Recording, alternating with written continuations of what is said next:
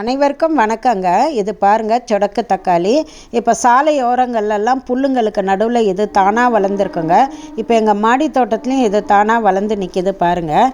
இதனுடைய பலன்கள் ரொம்ப அதிகங்க. இது நம்மளுக்கு சரியாக தெரியறது இல்லைங்க. ஆனால் வெளிநாடுகள்லாம் இதை கிலோ 5000 ரூபாய் 6000 ரூபாய் அந்த விலையில் விற்கிறாங்க. நானே பார்த்துருக்கேன். இப்போ இது நிறைய மருத்துவ பலன்கள் நிறைந்ததுங்க. இப்போ அதை பார்த்தோன்னாக்கா புற்றுநோயெல்லாம் நல்லா தடுக்குங்க. கணையத்தில் ஏற்படக்கூடிய பிரச்சனைகள்லாம், கல்லீரல் பிரச்சனையெல்லாம் குணமாக்குங்க. அதே மாதிரி நுரையீரல் நோய்களுக்கு நல்லதுங்க.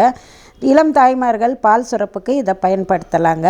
இப்படி எக்கச்சக்கமான பலன்கள் இதில் இருக்குதுங்க. இந்த காயை பறித்து இப்படி அப்படி நெத்தியில் அடிக்கும்போது சொடக்குன்னு ஒரு சத்தம் கேட்குங்க. அதனால் இதுக்கு சொடக்கு தக்காளின்னு பேர் வந்ததுங்க.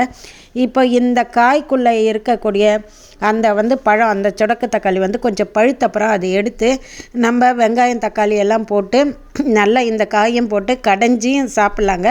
வெறுமனை அதை பறித்தோம் நம்ம சாப்பிட்றதுக்கு ருசியாக தாங்க இருக்கும். இப்படி பல்வேறு பலன்கள் உள்ள இந்த சொடக்கு தக்காளியை நம்ம பயன்படுத்தணுங்க. மிக்க நன்றிங்க.